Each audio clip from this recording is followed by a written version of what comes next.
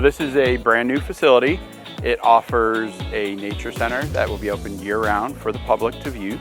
It also offers a Marina retail store that will have bait, fuel, kayak rentals will be available, and then also hand-scooped ice cream and other food items. The Nature Center is geared towards all types of ages. We have everything from you can practice paddling in a kayak without getting wet.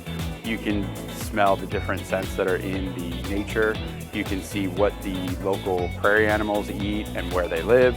And then you can also see some features here at C.J. Brown Reservoir. The significance of this is it allows people to learn more about the outdoors. It provides a service to our boaters and our marina dock holders.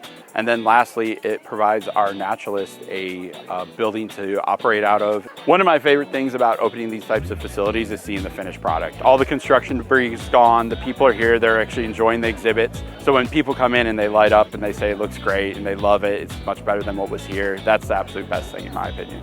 There'll be something for everyone in there, both with the exhibits and the ice cream. So I feel Buck Creek just has a little bit for everyone.